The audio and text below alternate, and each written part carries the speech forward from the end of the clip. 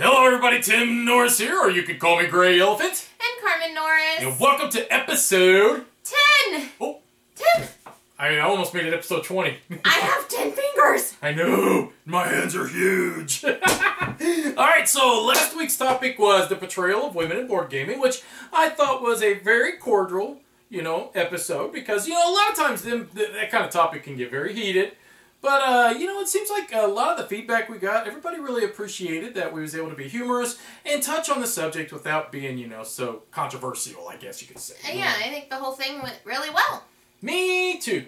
So this week's episode is all about our favorite Euros in our collection, mind you, okay? Because there might be better Euros out there. In fact, there are some Euros that These are the ones we have, so we can show you the box. We've got limited amounts of money. And we've played them lots and lots of times. Yeah, but we've got a few here, and I want to mention those before we get started on our list. We wrote down 3 of them that we really like that we do not actually own. Castles of Burgundy. Oh, we are Stefan Feld fan boy girls. I mean, we love Stefan Feld. And then Istanbul, I love Istanbul, so, yes. But we don't have it, unfortunately. And Trajan, which is another great Stefan Feld. Yeah, those 3 we don't own, but definitely honorable mentions because, dude, I really would love to have them in our collection. But we're going to get started. Now, here's the problem that we had. Carmen and I started going through our collection, and... we were trying to get 8 so we could be symmetrical. We cannot agree on all this stuff, so we ended up having to do 16. She chose 8 and I chose 8. Yep. So we're still symmetrical. We're just double symmetrical. Yes, we're double 8s. Each symmetrical instead of being symmetrical together. So given the fact we've got so many games to go through, we're going to have to kind of go through them kind of quick. So we're going to get started like whoop whoop right now. So first one on our list would be number 8, and I have got this one. You want to grab yours? You have that one this right one, there. I see it. All right, ready? Go. Ready, 1, 2, 3, woo! I love Agricola, All Creatures Big and Small. I think it's a fantastic Euro game. It takes everything from the big box game of Agricola and made it fun size. All about the animals, all about breeding them and making fun little animals. You don't have to eat them, you just breed them. And I love it. I think this is such a great... everybody should have this game in their collection if you like Euros. And I picked Takenoko, the Panda game! I just love this game. I mean, the components are so fun to play with, and then you've got all the planning and strategy to do. And it's easy for a lot of people to play, so it's just a game that I like to get off the shelf often. I will never forget when we bought that at Gen Con a few years ago, and we sat down to demo it at the Asmodee booth. Carmen fell in love. We went up there to buy it. Last copy they had. And when the panda eats, you go, nom, nom, nom. Nom, nom, nom, nom. All right, number 7. That one's you, and this one is me. Ready? 1, 2, 3, woo! Stone Age! Man. This is one of our first Euro games we have ever owned. I actually play this online over at Board Game Arena as well. I've probably clocked in over 600 plays of this game. Carmen at this stage pretty much almost refuses to play with me anymore because of that. It's not really my favorite anymore because he always wins. So. But this one's got the dice rolling too, which, that kind of gives it almost an Ameritrashy feel just because of that alone. Because you need tools, and rolling the dice can be very unpredictable, and sometimes the game can come down to just whoever is rolling better, which is such a shame. So, how dare you pick a game that has dice? I dared. How dare you? I dared. Okay, and mine is Princes of the Dragon Throne. I love the theme. I love the fact that it's got deck building and area control combined. And dragons. And dragons. You gotta say dragons. Yes. You love dragons. I want to play your game. And resource management. It's got all 3 of those, so it's just a lot of fun. Yeah, and this has got some great little components in it, too, if you get the deluxe version. It's got little dragon meeples and stuff. It has my name in the rule book. So and mine! Pretty cool. And our kids! Yeah. Okay, let's move on to number 6. That one is you, and I am this one. Okay. I keep looking at your list and getting that's confused. because we got them on the wrong side. Okay, 1, 2, 3, woo! Bora Bora, another Stefan Feld, big surprise. This is great. I mean, point salad galore. I mean, but I like point salads. To me, this one's well designed, a lot of fun. I mean, it just, wow. Every time you set it up, it's always a different setup. So it always changes up your strategies. This one to me is just a classic. I love this one. I really like it. Once again, there are dice, though. There are dice. Well, Stefan Feld has dice in a lot of his games, but this one is fantastic. But it doesn't... You're not rolling the dice in a typical fashion. No, but there's always a way to try to manipulate them, too. Okay, Ginkgopolis. Yeah! I love this game. I love the tile laying. Just, you can play off of your opponent, and... it's cool really building the engine. Yes, yes. That's the thing, is we like engine building games, and this is one of them that we get to play fairly often because it's not super complicated. What's cool is it feels like somewhat like a deck builder in a way. But, you know, kind of like with the Princess of the Dragon Throne, once again... You do have the cards in combination with the tile laying. So yeah. Really cool game. We like that I just realized that. Maybe I like cards a lot. Okay. I like cards. Alright, so what do we got next? That's you. Got it. And this is me. And number 5! Well, I am upside down. I am another Stefan Feld with Bruges. This one is great, guys. I tell you what, what's funny is we did our quick review and our live play and everything on it, and I don't even think I understood how much I liked the game when we did all those videos. The more I've played it, the more I've really come to appreciate. This is a fantastic Euro game. And one thing, as I always thought that that one card, that one guy, he was broken. I can't remember his name now. But come find out they did actually fix his card. He was some kind of artist or something. The engraver? The engraver? Engraver, maybe? Yeah, yeah. He was broken in the game. But they fixed him, so that even made the game even better. But this, to me, is a wonderful game. Very hard, tough decisions. You know, they talk point salads in a lot of Stefan Felds. This one does not feel much like the point salad. I really love the way this one is about the people. So that's it's about the people, man! Yes, it's a Euro game that's about the people that are on the cards. Instead of fantasy people. Instead of buildings. Well, it's about people instead of buildings. Oh, yes. Okay. Belfort! Yes, I love building. Yes. And I like area control. So there you go. You get to build buildings and control your area with them. So, yes. Yes, I like it. Yeah, Belfort was... It was one of the... kind of an early game for us in our gaming careers. We held off on our gaming careers. We made a career out of this. Yeah. Yeah, this is one of those ones that I ended up... I remember I bought it, and I said, hey, I placed an order, cool stuff. And Carmen was like, well, what did you get? And I was like, Belfort. And she was like, yay!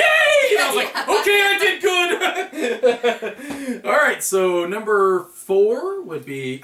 Oh, mine's in the bottom. It's all buried. Nobody else look at the other ones. Okay. Ready? 1, 2, 3. Poo! Okay, Russian railroads. Unfortunately, this is where Carmen and I had a dividing. Yeah, I don't really like it that much. To me, the theme just falls flat. It's all about grabbing points. I mean, I'll play it. It's just not my favorite game. We're going to have another X-Wing debacle here pretty soon because I love this game a lot. In addition, when you're playing a game and you have to go around the point track 3 or 4 times, I don't think it's very well designed. I think that it should be designed beter than that. I don't know. Oh, come on. I mean, okay, well, when you got people running the Olympics and stuff, I mean, they run around the track several times. No, I think Russian Railroads is fantastic. I mean, this is everything Euro-y, just... goodness. I mean, this has everything that you love about worker placement in just, I don't know, and it does it so well. This is one of the best designed games that I have played. I mean, this ranks right up there with my love of the Stefan Feld games. I mean, I like it that much. And it's about choo-choo trains. Choo-choo! Yeah, well, and it's cool that it has tracks on it. I'm going to say that. Okay, Robinson Crusoe. I love this game. I love it. I love the fact that there's no... Well, actually, there is dice rolling. Oh, yeah, there's a lot of dice rolling. There's a ton of dice rolling. But I love the fact that when you place, it's worker placement and it's cooperative. Well, I think what you meant was that you can decide to roll the dice. I mean, you don't have to roll the dice. No, you can decide to go for the sure thing. Right. And we do that a lot. Well, but, yeah, sometimes you got to get that. The fact that it's cooperative and you're going along a storyline, and I feel like the dice don't come into play as much as, say, like Eldritch Horror. But isn't it fun when the dice do come up wrong? Because then that's when it really makes the game interesting. That's when the storyline really comes in. But Eldritch Horror, I feel like is less Euro-y because the dice affect the game more than this one. Yeah, this one's on my list as well. I like Robinson Crusoe a lot. So number 3, which is oh yeah. Ready? Hyperborea. Now, this one is probably a bit of a stretch as a Euro, but this one is... It is a Euro in disguise, guys. I'm not going to lie. I mean, it is a cube building game.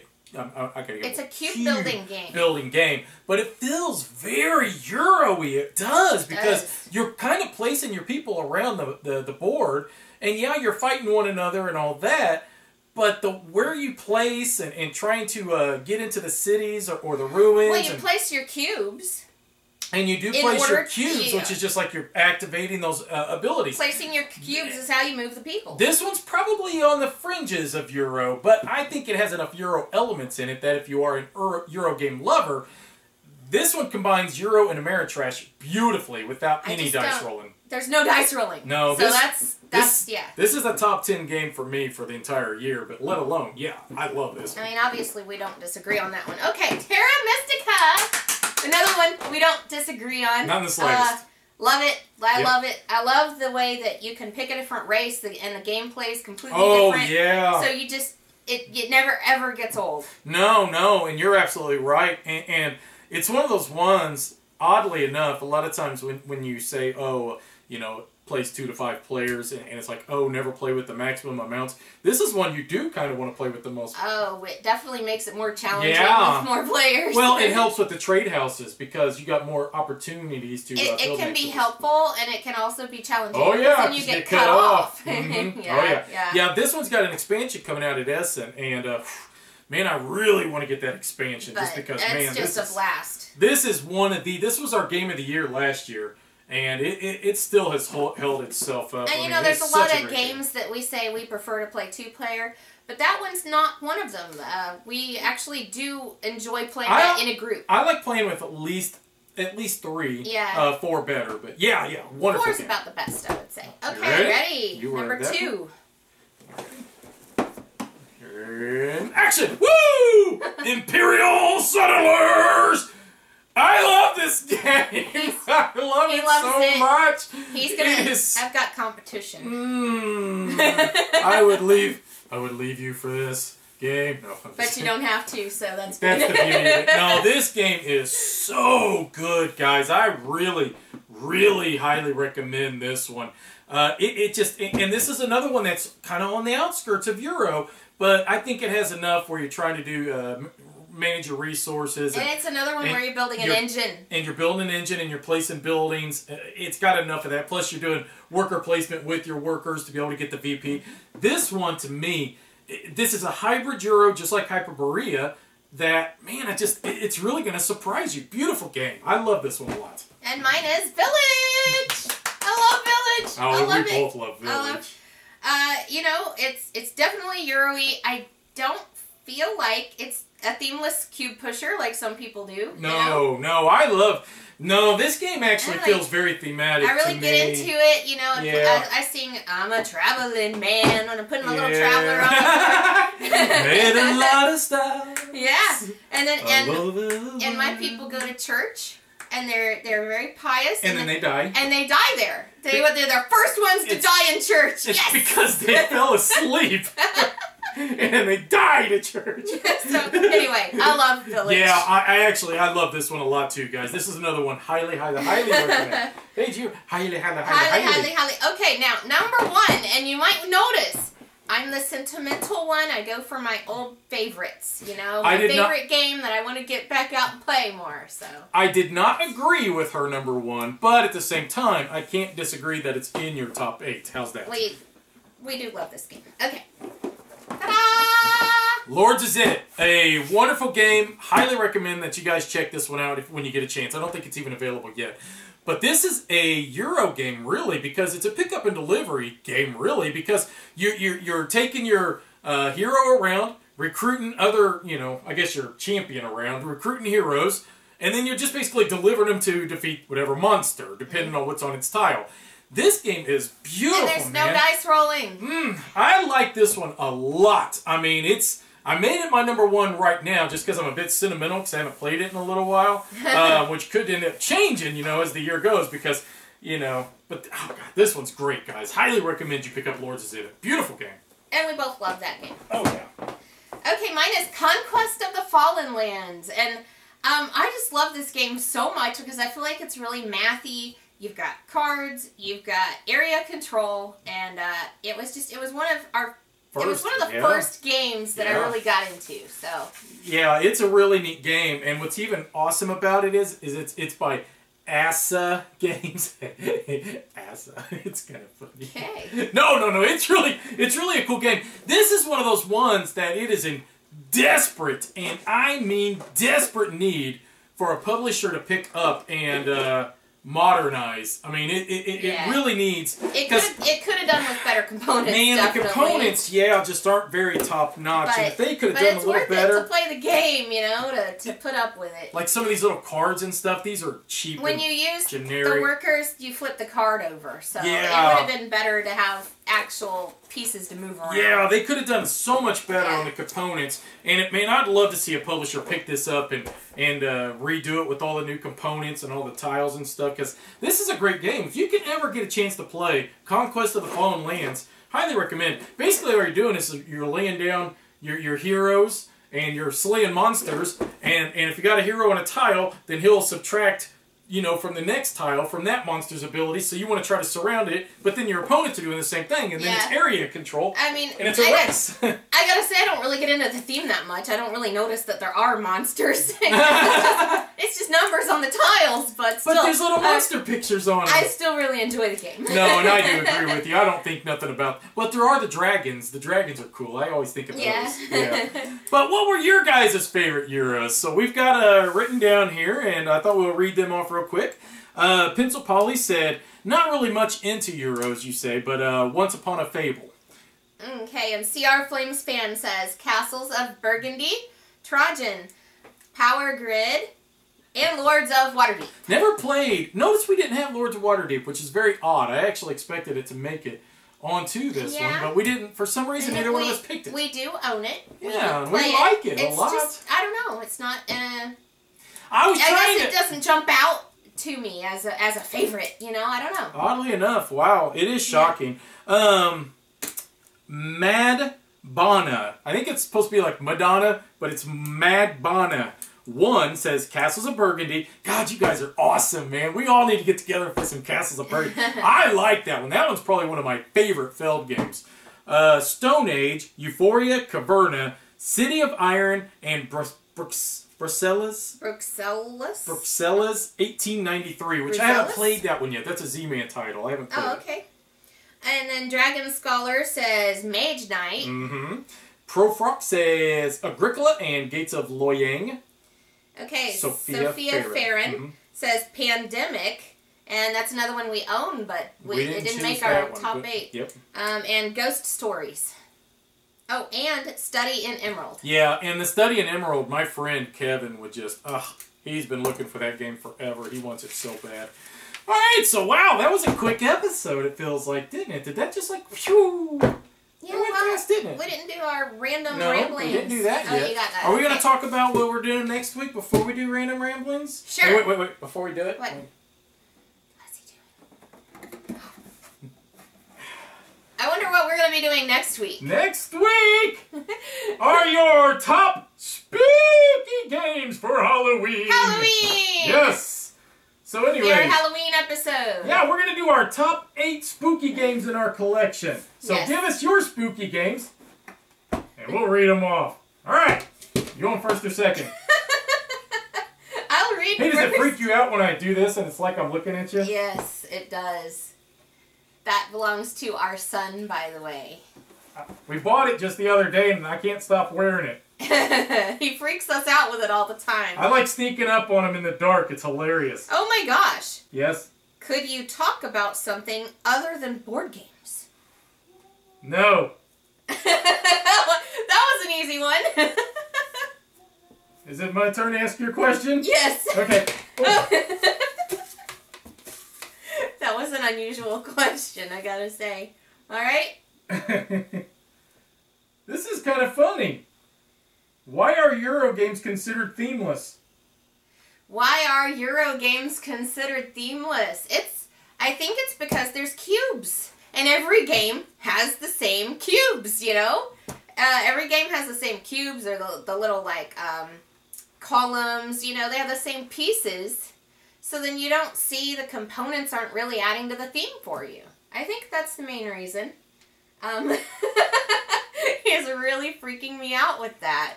Really. But yeah, like Village, you know, the cubes are supposed to represent things. And to tell you the truth, I don't pay attention to that. They're supposed to be like faith and food, or I don't even know what they're supposed to be. You see? They're green. Yeah. They're black. Exactly. They're orange and pink. And yeah.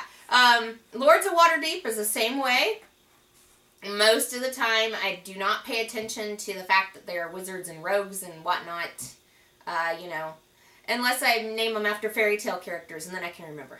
But generally, I just pay attention to the colors. I'm going to take this thing off. Okay. Does it seem like I'm yelling louder with this thing on? No. No? And you sound weird, though. I'm afraid they can't really hear you on the camera very well. Well, hopefully you heard me, because, yes, our top spooky games for Halloween. That is next week's topic, because it is going to be in October. Halloween! We love Halloween! Yes, yes, yes. And it isn't going to be too long after that before. And you can tell we do, because we have our little Happy Halloween cup. Yes. And it's not going to be too much longer before we're going to have to talk about our top games of the year. Oh my God, that is so much pressure. But we're going to wait till Lesson finishes up before we get into that. Are we going to do 16 again? 8 and 8? Symmetrical.